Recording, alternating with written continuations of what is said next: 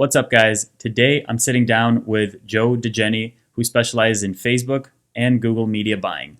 He's taken a brand that was doing 900K in 2021 all the way up to 2.2 mil and pacing for 3.5 mil for 2022. And today we're going to be breaking down his Facebook ad strategies, his Google ad strategies, as well as talking about content and the importance of content in 2022 and beyond. I'm Nikita from aspectagency.com, and let's get into the video. What's up, Joe? How you doing? I know before we started recording, we were just talking about Latin America and all the culture there. Yeah, talking about the diversity down here and how Yes, it is sir. differs from where you go. Of course, man. Good to be on. Thanks for inviting me. Yeah, for sure. I figured that a lot of people are going to get insight from just learning more about media buying, and I know you're at the razor's edge when it comes to all the media buying tactics and Man, it's trying to be. It's always a race, man. Just keep moving. Just keep moving on it. Seeing what everyone's up to. Peeking on. This guy's spending 10,000 a day. What's he up to? This guy's spending 15 a day. What's he up to? Just trying to keep up with all that, and how campaigns are structured, types of audiences used. Always trying to keep up with all that stuff. Dude, that's the thing. When I was managing Facebook ads, it was like it's the hardest thing to keep up with. It's like keeping up with like a celebrity or something, because like every single day there's some new shit that pops up. It's like, hey, has anyone had their accounts shut down? And like you see like 50 people reply, or like new update got pushed out, or is it like my campaigns aren't spending? Has anyone else seen this? So Yeah. And you know what? I see variable a lot. Like I should say, this is October 7 of 2022. But what I've been seeing is quality of traffic varying in like 10-day intervals. Same campaigns, everything's the same. In like we'll just have fluctuating conversion rates, running to the same funnels. And every 10 days will be up, 10 days will be down. We usually targets when it's down, but it seems like the quality of traffic changes with through Facebook and Instagram without any other changes happening in the account. That's one thing I've been noticing lately. And man, about a month ago, everyone's pages were getting banned. that's right. I had to go through, get a whole pages, not ad accounts, but pages. And it was like, it actually, Facebook did a thing where pages that were not permanently disabled just got re-enabled, and without even sending. I'm going off of like, what I hear say, Yeah. what I saw in Facebook groups. So there's a little bit of he said, she said, but it was like, I saw people saying, yeah, we had this page, disabled. We sent it for one review and it didn't come back. And then we opened up, the page, and it was just no longer disabled with no announcement, no anything. So it was like, they had some experimental AI that went wrong and it just swept it right under the rug. So you're just always looking out for something. Dude, that's the thing. And especially just adding on to the fact of like performance being fluctuating. I noticed that with one of the last accounts we had until we offboarded them. It was like, oh, launch the ads, same thing. Really good soft stats, really good hard stats. And then it dropped off after 10 days. And then it picked back up after a week. And I think maybe Facebook is just testing out a new algorithm on testing different pockets of audiences or different pockets of people based on behavior with how much limited data they have at this point. So it's a hit or miss. Even though it still is the best media buying platform, it's still like, how is it this bad? Yeah, and people have been divesting into TikTok. I see my accounts taking like maybe, we're spending this much on Facebook. Let's take 20% of that and test it out on TikTok. A lot of people investing more, I'd say, into CRO in terms of just time and energy and money.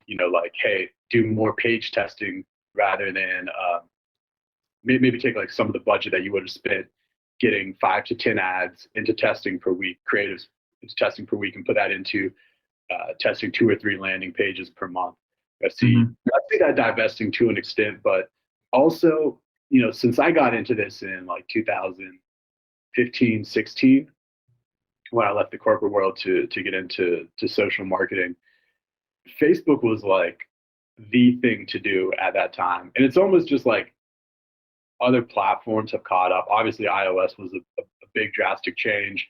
October 2017, post-election, Yeah. Cambridge Analytica, that was an event that saw CPMs go up in quality of traffic generally go down. Maybe that didn't happen to everyone, but that's what I saw. It says like, the other channels have just caught up. Facebook was kind of just taking that data without really offering much, where Google has all that data on consumers. So Google ads have survived, and Google has developed new products for advertising. I think they've innovated more. Coming out with Smart Shopping, honestly was kind of a flop, but PMax is a killer. I mean, that's the set it and forget it, of 2022. That's the set it and forget it campaign, and it's only about a year old. So that's one thing that anyone who's just trying to get results, a PMax campaign, like I think a monkey could get results. I don't want to be rude, but like Yeah. literally put up just write some descriptions and headlines, and you're gonna be profitable. Like I don't think we've had an account below. I don't think we've been below like a 3.5 in any given month on any given account, and like you have to just account for seasonality and all those other things. But that's like and three, like when we're talking paid ads, it's funny, man. We just get right into it. We don't even we cut through all the crap. Like Yeah. I'm generally like, if I'm generalizing, what's my paid traffic target going to be? Like blended ROAS for almost any brand, I'm looking at a 3 blended ROAS, because that's in almost all cases, if you're achieving a 3, that's profitable, and the company's going to grow like at a say like at a healthy rate. Um, they're less likely, right at a 3, they're less likely to just like run out of inventory real quickly, but they're going to be growing and getting good returns on almost any product sold. And obviously, like supplements, high margin. Something else that's low margin, like a food product, is going to be lower margin. That number can vary, but I'm always going for a 3. And like you can't miss. PMax is like a can't miss campaign, where Facebook, we're putting way more effort into getting a lower result, hitting that 3 or a 2.5 on Facebook ads. But also, you get up to 2,000-3,000 a day, and things get interesting there with Facebook. That's the cool thing I noticed with Facebook, is like, unless you're spending a ton of money, it's not really successful, because you need all that data to feed back into itself. But at the same time, it's also not easier, it's simpler to scale on Facebook with the right creative, the right landing page, the right assets to back it up. Yeah. I know we work with the same agency, Reason, with Will, and he taught us like the whole full funnel campaign structure of like, you got emails, pop-ups, CRO, landing pages, offers, direct response copy, single split testing, all of that. And that's kind of has been hardwired into my brain since then. And unless you have all that set up, it's almost impossible to run a successful Facebook ad campaign unless you're springboarding off of an influencer and doing those kinds of campaigns. But with Google, I know you said like it's easy, like a monkey can set it up, because I remember a client of ours asked at one point last year, or over the last year, like, hey, can you set up this Performance Max campaign? I'm like, never heard of this thing, because I don't deal with Google at all. But I was like, yeah, sure, yeah, we can set it up. And then I just spent like maybe like an hour watching videos, and I'm like, oh, this is pretty easy. Set it up, and it was like at a 3.5 or a 4x ROAS, like immediately within the first week. And I'm like, holy shit, what is this? Yeah, and I'm way more on the Facebook side in terms of like hours spent. If you're looking at 10,000 hours, I'm closer to that in Facebook. I don't know if I've hit 10,000. I don't track, but I'm way closer. I've spent way more time, know more about Facebook. But yeah, PMax shopping was the same. I think that's going away here early next year. I don't remember the exact day, but PMax launched just the end of last year. Yeah, that's the thing. If you're trying to get, if anyone's starting up, anyone who's not getting results from Facebook, or frustrated, or burning a few $1,000s a month, yeah, PMax will get you those results. You don't need the landing page design. And Facebook, I mean, like I pitched a supplement brand this week, and our first call, I had to say, look, man, this is what it's going to take for us to work. One, you have to invest in a tracking software. You can run off of Google Ads and get like decently accurate data, because they have that data. Gmail, search, YouTube, Maps, they have that data from users. Facebook Ads Manager is just pretty much putting random numbers up these days. So in highly inflated random numbers at that. So it's like, just to get started, you need Triple Whale or North Beam. But there's other tools as well. There's the two that we work with. You need to invest in landing pages, and like the designer I work with starts at 2,000 per page. So there's an upfront cost there. And I set the bar at 4 creatives per week in creative testing, because if you fall far below that, you're just going to experience ad fatigue, and your time to scale, like your time from say starting out spending 300 to 500 a day to getting to 1,000 a day to getting from 1 to 3,000 a day. Those are the segments where I find like unique challenges. If you're not testing that creative consistently, 4 a week is ideal. 3 a week you can get away with. It's just going to take a little longer. You get stuck in those spend brackets. And there could be other things that hold you there, but not testing enough creative, I'd say, is by far the most common. And is the thing, like being a brand owner, they have 99 projects all the time. So building new creative and getting a volume of new creative ready over and over again is usually not high on a brand owner's priority list, in my experience. And even when I'm working with a CMO or marketing director, even then, like it's something that I'll have to push to them, like, hey, man, mark your calendar, write your briefs, or hire us to do it for you for, additional costs, which, costs you more money, but less time. The trade-off it's always going to be. Yeah, so my point in bringing all that up, the approach to getting started with Google Ads and spending, say, like probably like up to your first 5,000 a month for a U.S. company, Australia, Canada-based company, it's going to be like 3,000-4,000, probably 5 plus in U.S. That's easy, but when you get into Facebook, there's all these investments you have to make up front, and even then, you don't know exactly at what point you're gonna hit even like a 2 ROAS, which a 2 ROAS on Facebook blended with like a 3 to a 5 from Google usually gives you like that target 3 blended ROAS. So yeah, man, it's not as easy as it once was, but it still is as far as scaling the best paid traffic. And man, I mean, like we've run TikTok ads as well. I'm not that huge into it. I find TikTok traffic converts lower than Facebook, and because Facebook became more challenging, it's been more challenging for more than a year. A lot of people, jumped off, divested into other channels. But when it actually comes down to looking at a fast-growing brand and where they're spending their marketing dollars, it's rare that any brand is spending more anywhere. It is not spending the biggest amount of their budget in Facebook. There are brands that grow through YouTube ads. I would say that might be the one exception, more on like the SaaS or digital product. Those can grow through. A friend of mine has a YouTube ad agency that focuses mostly on SaaS.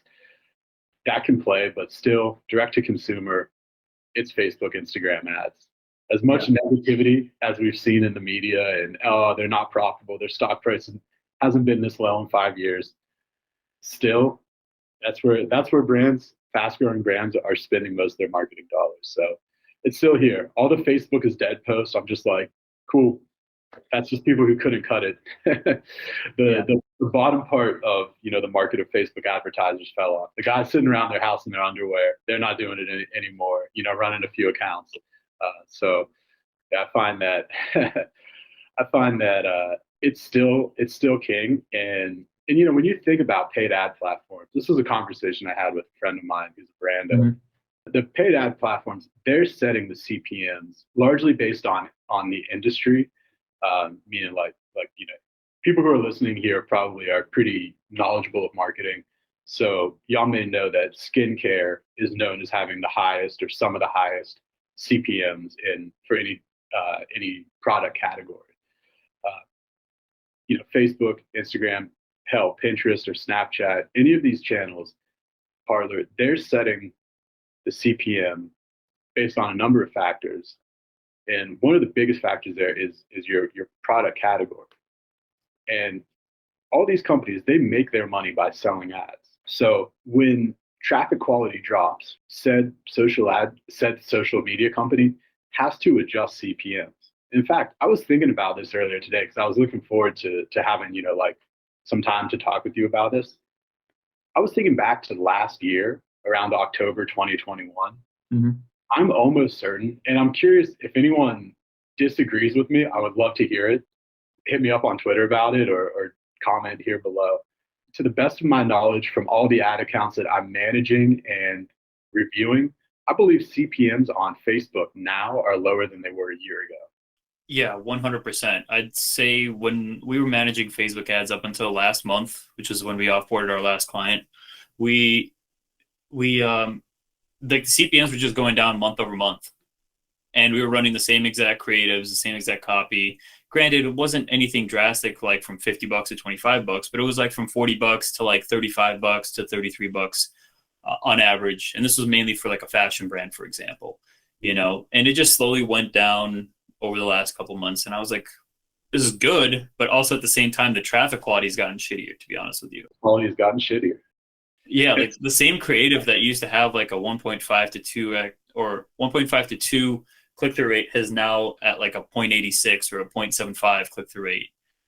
Cost per click is more expensive, and it's like, what are we doing here? I miss the days of consistent 2% click-through rates. You have to fight for those. That takes 34 creative hook tests to make that happen. Yeah, it's true. The quality of traffic, and this is one thing that I'm not entirely aware of. Like, what is it that's causing that? Is that the tech companies fighting over, Facebook collecting data versus Apple and Android holding that data, protecting that data? I'm curious about what affects because it's clear to me what affects CPMs, but what affects the quality of traffic? That's a really interesting one, and it's a big variable that's out of control, out of our control here. Sure, you can republish your audiences, and maybe that puts you in a better pocket for the next week or so. Certainly, anyone listening who does ads, we've been doing that for a while, but the quality of traffic is tough. And one thing I always say to someone who, you have these, you'll be talking with a client, hey, what happened this last week? Why are the last 7 days so much worse than the previous 7 when almost nothing has changed? It's like, oh yeah, our quality of traffic dropped. One thing I always say is, like, we need to just widen the lens that we're looking through. Like, I rarely assess any brands on a 7-day window anymore. Yeah. And at the same time, I also rarely run offers below $100. Now, if you're like 85 and your LTV, sure, that can work. Or if you're like a subscription box, sure, you're going to know your LTV and it's going to be high, and you have all kinds of methods to retain clients better. In fact, you can talk to Nikita about that, about retaining clients. But yeah, generally I'm looking for like about $100 or more AOV, and the brands that we've got the best results for, 200 plus AOV on Facebook. That's what I see working. Well, you can spend up to that point. That's the thing. You have so much buffer room, and obviously it depends on the product, and if it's like a 25% margin product versus 75% margin. Yeah. But still, you generally have a lot more spend to, I guess, a lot more leeway as far as spending goes to acquire, maybe unprofitably or break even that first customer, but on that repeat purchase, they make money. And obviously with the retention tactics, you can do all of that. But yeah, when it comes down to it, like you said, like, why does this keep happening platform wide where like there's lower CPMs? Like, what are the platforms doing? I think it's just a mixture of Facebook doesn't have access to the exact same data points that they used to have way back in the past. And they don't have, and maybe this is just weakening their AI algorithm from, pulling back those data points and knowing like, oh, we have 140 data points on Joe, and we know that he likes this, this, and this. So we'll go ahead and serve ads that are relevant to this. Or now it's like we only have 50 data points. So we lost, 100 plus data points on him. So we can't serve the exact same ads to him. So the ads that he is getting are less relevant. Like, I'm going through my Instagram feed. Like, I went through it this morning just to like scroll through and see what's up. And I'm getting like the least, like none of the ads are relevant. Like, I'm getting ads for like a blender or some shit. And I'm not in the search of a blender, or like I never mentioned blender. Mhm. Like, and it doesn't, and I'm getting like B2B ads that aren't even in my industry. Like I get it. I get like agency courses or like SaaS that's like for product management or productivity, like I get those, but like some bullshit about like B2B connections for like pipe work for semi trucks. I'm like, what's going on here? And I have my data thing on. That's the thing, just for what do you call it? Just for respect reasons. As an old media buyer, like I'll give the data up. I don't care. But like I'm like, what is up with these irrelevant as hell ads? Funny, you know what? I get ads that are pretty on point because I use IG to find I do prepared meals. Yeah. Funny, you're talking about productivity. The biggest difference I've made in being productive in the last 2 years is getting healthy prepared meals delivered to me. And so, and Where's your discount code, bro? What's the affiliate link? well, dude, I hop around cities, but the trick is you have to get it like the ones that have the person's name in it. Because once they're running ads, now like that cuts into the margin, so you're going to get more rice and less meat. I learned, but my point is, I'll get on IG, look at a few pre-made meals, and I've been hopping cities for like, man, since the beginning of COVID. I've been trying to like get away from all those bullshit rules. So I've been hopping cities for like damn near 3 years, and it's over now. But like, every city I need to get a new one. So when I search, I'll get like food, prepared meals, healthy meal delivery. I do get those productivity. I'm trying to think of what that one is. I do get a lot of productivity ads, and it's like, yeah, they're gonna sell me an app, and that's gonna make me productive. Sure. Yeah, there was one. It was like some bullshit of like you're like you have an iPhone, right? Oh, I'm Android. All right, never mind. But for iPhone, there's like a screen time tracker of like how much you spend, like how much screen time you spend a day on your phone, and like what do you spend it on. So it's like, oh, hour on Instagram, hour on notes, whatever it is. But there was one. It was like a before and after, the classic ad creative of before and after, where it was like before this app, and it's just like your time is up, and it was like all like unproductive time. It's like after this app, and they just like colored in the same exact bars with like purple or something with like productive time like marked as purple. And I'm like, what are we like how is that going to change anything? Like I'm still spending the same amount of time that I am on my phone, Yeah. but just productively. That's hilarious. I will say one thing I started doing actually this year was I work with Commit Action. So we said like, yo, this week you're getting this done, no excuses, and then talk to me next week. If for some reason you don't get it done, you have to say why and when you're going to get it done. So that is a product. I'm open to productivity stuff. So it's like weekly accountability, basically. Yeah, accountability. Yeah. That's big. So one of the things is like, and I see you doing this, and like, we worked at the same agency, but I saw you were growing on Twitter, using Twitter to grow your business. And like, I think you're more of a Zoomer than me, man. I'm in my 30s now. So, I'm like, man, I was talking to my, like my accountability person, coach, whatever you want to say. And I'm like, look, I think I need to sit for 1 hour on social media and write out comments every day. I think I need to spend one day on social media. So it's funny how like, obviously that's something that you wouldn't think is productive, but that's where the conversation is. I think that's where the conversation is in D2C and marketing in general. So yeah, it's funny to think like that's what I need to do to be productive more time on Twitter. Like that's the one thing I'm noticing, like because I used to get a lot of my leads from cold email, but that has taken a huge shit on me, as in like I wasn't like it just dropped off immediately after spring, and I'm like, okay, there's clearly something going on here, and this is not my full-time focus. As there's been a gold rush of so many done for you lead agencies that pay per booked call, whatever. Yeah. So I'm like, I'm competing against these dudes that do it on a full-time basis. I'm not doing this. At the same time, I started doing content revamping the content on YouTube, as well as revamping all my content on Twitter and just getting that out there. And I noticed, like, I used to be like full anti-social media guy. Like, I don't have anything installed on my phone, not even a browser. It's just for, taking photos and calling people and messaging people. But as I started to transition more into the content side, it's like, fuck, I need to have Twitter installed. Or it's like, if I'm posting Reels or TikToks, I need to have TikTok and Reels installed. So it's a weird dynamic. And as I'm growing my social network in Nashville, like I moved here a month ago, like everyone's on social media, so I have to, chat on Instagram. And I've noticed that like it's definitely fucking with the productivity a little bit, but at the same time, like the opportunities are growing. So it's a very great area of like it's business development, but at the same time it's distracting. So Twitter is a lot easier to control than Instagram because you can actually control things on Twitter versus Instagram is just like a shit show of like a thing that'll get your reaction. Yeah. So for Twitter, I'm very what do you call it? I mute a lot of people. So if there's an account that I see consistently popping up that I'm like, I don't like this, I just mute the account.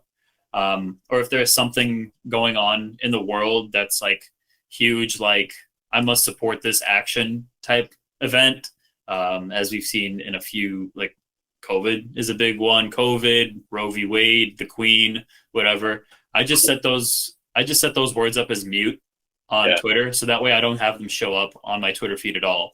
Because then it's like, I don't want to read about the Queen dying. I mean, sucks that she died, but like this has nothing to do with business or D2C. So my feed is very clean. I have extensions set up on my desktop so that way I don't have like the what do you call it? The trending page on there. It's just minimal. It's just the feed and all the people that I follow.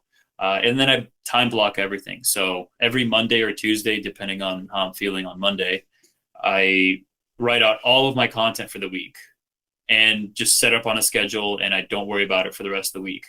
So I don't have to take care of that. And pretty much I used to do this. I got really bad at it. I think I might implement it again. But I used to set up, like at the end of every day, like the last 20 minutes, I would just go on and just like do all the commenting on Twitter to like get the account engagement up. Man, so I want to go back to something that you were talking about before of direct outreach versus using social media to grow your business. And this is something that I've seen change in the time I was doing this. So like I used to work in a plastic factory when I finished college. That was 2011 was when I started. And I was, like reading 4-hour work week, trying to just get in the game, get out of my shitty fucking corporate job. And in everything I saw, all the guys I saw, hey, I grew my agency to do $1 million a year in 12 months. All these guys were saying, don't do branding, only do direct outreach. And they were right at that time. And it's guys who they had been in the game 10 years longer than me. So if you rewind to 10 years when they started, that was all there was. But I think we're seeing a shift of the direct outreach channels are just getting flooded. What you said, I mean, one of the things that I see ads for is probably 5 different, if I scroll at IG, I'll see 5 different companies on any given day that are offering, hey, we'll grow your agency lead gen, get 50 book calls a month or you don't pay, all that shit, right? I see it and I'm like, oh man. So just like you said, that means now, LinkedIn's been a pitch fest. Facebook, Facebook messages, the other inbox, the spam inbox in Facebook, now the spam inbox in IG. These channels are getting crowded. That work is being systemized and being outsourced to the developing world. You got people, office full of people in Philippines, India doing all this outreach. So these outreach channels, they've definitely gotten crowded. And not to say that those don't work, because we've grown through direct outreach and referrals up to this point. But I'm seeing that as those direct outreach channels get more crowded, you just, when you needed to send 75 messages before, now you have to send 150. You have to do more to get the same result. And at the same time, the value of having an audience, I think, is growing because everything's becoming a pitch fest. And like, when I see Nikita on Twitter or some of your Facebook videos, when you some of your interviews, I'm like, yeah, so this guy has authority and credibility and connections. And that separates you from, the other two agencies that are only doing direct outreach, that are pitching the same company as you or got their foot in the door and talking to the same potential client as you, like trying to win that big account. So I think what I'm saying is I've seen this, say, from when I first learned about this stuff, like 2012, 2013, 2014, when I was still working, but like learning the very early internet marketing stuff. Having a Twitter was just not like having a Twitter account, or like, TikTok wasn't. I don't even know if TikTok existed then. That Yeah. wasn't a thing. But if you could snap your fingers and have any account with, say, 1 million followers, you would never go hungry in your life. You would do probably, you would never not make money. And assuming that the audience, it's the right people, it's not just random people, and you would be making good money for the rest of your life. So it's a really valuable asset. And that's something that, like, I'm new to it, man. I'll be looking at your tweets, copy paste, put it into a sheet. Yeah, how can I rewrite this to suit me? Because your Yeah. writing's good. And I'm like, man, I'm really seeing it, that these channels are ultra valuable, and especially to like someone who's like freelancing, making like 5 to 10 thousand a month, but you want to grow that into $1 million a year business. Yeah. Sure, direct outreach can work, but just like you said, you're competing with, you know, teams of people that are just following scripts and sending out massive numbers. Uh, and yeah, when you have those connections and credibility that from a social account, like, God, it makes life way easier. So that's something I'm moving into that now, trying to actually, like, hiring help on that end to make that work. And yeah, I think that's largely, I think 5 years from now, like the value in having an audience in your niche is just going to be enormous, especially with service companies, because you're looking at, like, your 1 year LTV on an account is at least 50,000 with a digital service. Yeah. And I mean, any service, at least 10 to 15,000, but probably if you're doing it at a reasonably high level, it's got to be at least 50,000. And so if you're able to get a few of those every quarter, two of those a quarter, I mean, like, the amount of revenue you can pull in by offering your services to the right clients versus the people who respond to cold email, really high. Yeah, I think that's a really highly leveraged marketing channel that people are just moving into Well, now. a few things on that. So number one, like you're right, it does build an authority, and I like having that because you're already coming in to like the sales call with a power position. It basically warms up the prospect to love you because they're kind of getting a teaser of like what you talk like, what you sound like, what you look like, what do you write about? Like, oh, you know your shit. Okay, cool. Um, the other thing was like the writing on the wall for me was like I think a year ago because I started getting more consistent with my YouTube videos then, and I remember like I would have like 2 to 3 booked calls. Well, I think I had like one book called a month coming in from YouTube, and like I have like a Zapier integration with my Calendly, so it posts a Slack message in my like sales board, and it would say like referral YouTube, and I'm like, oh, what the fuck? Like you can actually like people actually book things in from YouTube. I'm like, oh, I got to get into it, and then a bunch of other fires happened, so that took a back burner. But now for the last week, I've been solely focusing in on one of our well, Kevin, the person that's going to be editing this video. Hey, Kevin. I've been training him up for getting all the content pushed out via all the different channels. So we're working on Twitter is basically everything that I'm doing. From Twitter, I do tweets and threads. Tweets get repurposed into short form content where I record like with my face cam. They get repurposed into Reels, TikTok, LinkedIn, back on the Twitter feed. Then they get repurposed into just screenshots that get posted all over other social networks. And it all gets repurposed basically into like 7 different channels. And that's basically what I'm going to be ramping on over the next quarter is just getting that system dialed in with the help of Kevin here, so that it gets way more reach. And by the time it's Q1 and we open up our doors for more clients, like it's not going to be a problem to get them because of that authority already built up. And the other thing is you didn't account for is not only are you getting that like 50K LTV at like a high level from one client for a year, but also once you do have a big enough following, you sponsor other people's shit and you get a good supplementary income just from sponsors. Like I know a guy I talked to him the other week. I'm not going to say who it is, but he has a newsletter subscription list of like 900 people. Can you guess how much money he makes a month from sponsors from those 900 people? Well, since you asked me, it's going to be at least 10K. It's not 10K. It's like 3K. Okay.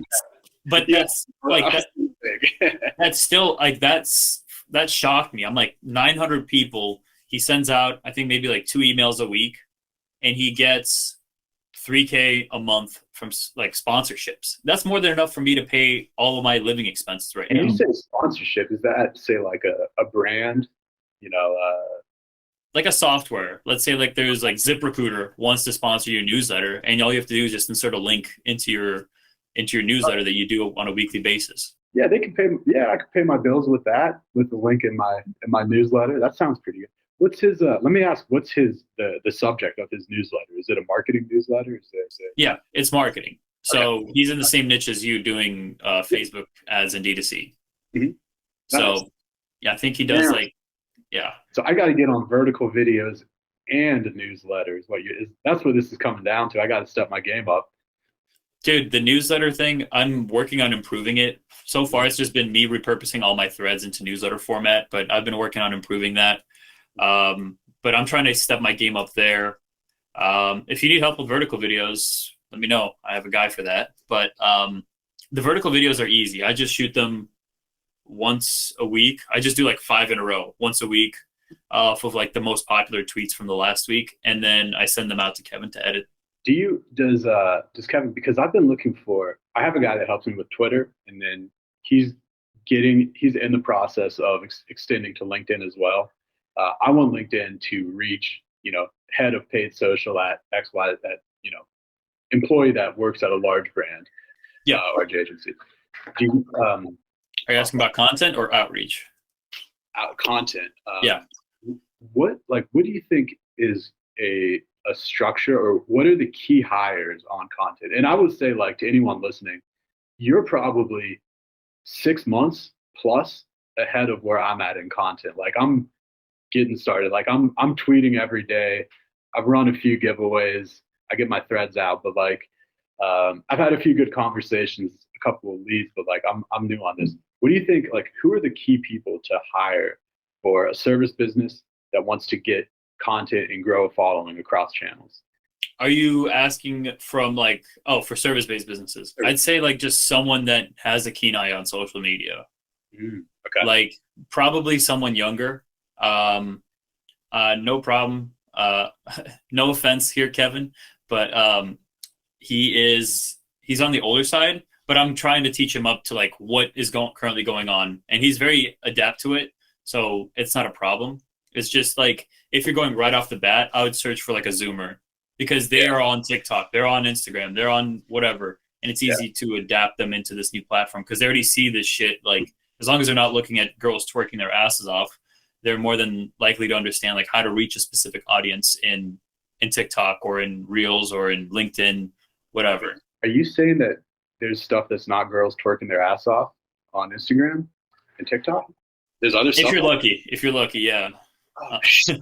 Like, there's business stuff on there. Yeah. Oh, wait a minute. My phone's been lying to me. Man, you're engaging with the wrong content here, my guy. I got to cure. You mean I shouldn't, like, every time I see a pair of big yitties, I shouldn't just double tap the like? Okay. But we remove that, Kevin. No, don't remove that. I have a Zoomer doing it. I'm trying to actually repurpose more content. Like, how do I get my Twitter threads, in all seriousness now, how do I get my Twitter threads into long form LinkedIn posts, long form Facebook posts? Here, I'll send you a Figma file with our content play at it and help you out with that. Nice, appreciate that, man. And the other thing that I want someone, so I have a guy who's very good on Twitter. He's an article writer essentially. So articles hit Twitter as threads, hit Facebook, hit LinkedIn.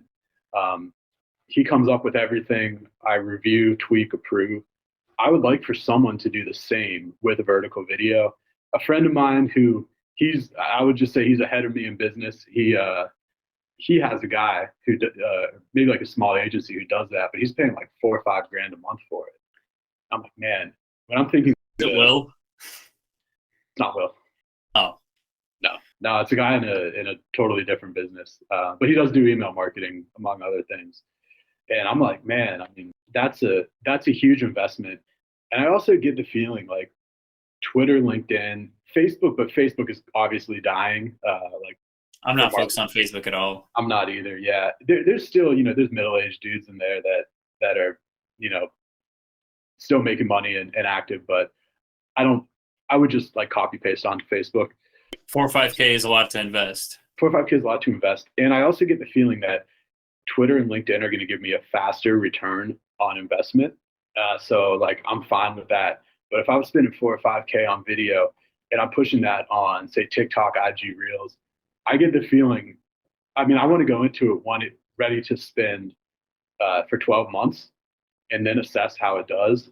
And like, yeah, 4 or 5K over 12 months, I could hire 2 people for my business and actually like just improve the quality of my service and service 5 more clients. That would be a better ROI. So I investing mean, in video now doesn't seem like I should spend so much, but maybe that's just what it costs. Dude, get just hire someone one of your locals. I mean, you're in a really good area in South America. Just hire a local that knows how to video edit, put up a job posting, and find someone in the local area, and it'll be cheaper than you think. Okay, I could do that. Yeah. Uh, Just make sure you have your SOPs in line, which I guess with the ones that I share with you, it's going to be easy. yeah. But you just tweak them to what you're doing, you know. But Yeah. On that note, I'm in Argentina, experiencing like insane hyperinflation right now. We were talking about that a little bit before we started recording. The yeah, demand for US dollars here is huge. So if I were to pay someone probably 25 and under, hey, I'm going to pay you $1,000, $1,500 to do all this for me. You're going to write the scripts. Someone who's marketing savvy. That would be like, man, I don't know what salaries are like here, but I think $1,500 is going to be like it's more than enough. more than like a mechanical engineer here makes. Wow. Good enough. I mean the exchange rate's insane right now, so Yeah. this could be a really good move. All right, Yeah. so I'm going to keep an eye out for that. For sure. Why do you hire local versus hire someone like from a job board? I'm just saying local because it's easier for you to reach. Also, heads up, I have like 4 minutes before my next call. Okay, I'm going to try and wrap this up. okay. So the only reason why I say hire local is because you're in that area. Yeah. I tried to hire from South America because of same time zone, cheaper wages, but it's so fucking difficult because they're not like you have to be a registered business in that country in order to put your post on a local job board. So I would still do job boards, but locally within Argentina or whichever country you're in because it's easier for you. yeah. Okay. Cool. Yeah, my Twitter guy's Brazilian, and I just found him on Twitter. I didn't hire him locally. He just happened to be Sao Paulo. People in Sao Paulo are very intelligent, and so like that's generally a pretty good place to hire people from. Yeah, absolutely. Well, Joe, it's been a pleasure. Where is the best place that I know we've gone all over the place when it comes to the topics, but I definitely enjoyed the conversation and we have to do it again. But where's the best place that people can find you? Oh man, yeah, we have to do it again. So whenever I get my YouTube game going, I'm gonna have to invite you on for mine. Of course. The best place to find me, first check me out on Twitter at Joe Dejene, JoeDejene. If you like that, check out duckweed.media or duckweedmedia.com. That's our website. A little bit of client results there, but you know what it is with paid ads. And just book a call if you're a brand looking to grow. Book a call, you'll talk with me, and we'll see if we're fit to work together. Awesome, man. Well, it was a pleasure, and I'll see you next time around. All right, take it easy. Catch you soon. Thanks again for watching, and if you're brand new to the channel, be sure to subscribe so that you're caught up on all the latest email and marketing training. If you liked the video, hit the like button and drop a comment on what your favorite part of the video was. And if you're a D2C or an e-commerce brand with an email list of at least 10,000 subscribers, make sure to click the link below the video and book a call with me and my team. We work with all kinds of e-com and D2C brands and help them scale their email revenue by at least 30% month over month. So click the link below, we'll hop on a call, look over your account, compile a strategy, and create a plan of action on how to raise your email revenue. After the call, you'll have the option to use the strategy yourself with your own team, or you can choose to work with us. All up to you. It's completely free, no obligation, so click the link below, book in the call, and if you have a list size smaller than 10,000, keep watching the videos and you'll get a lot of value and learn how to increase your list size as well as generate more revenue from email for your store. With that being said, I'll see you guys in the next video.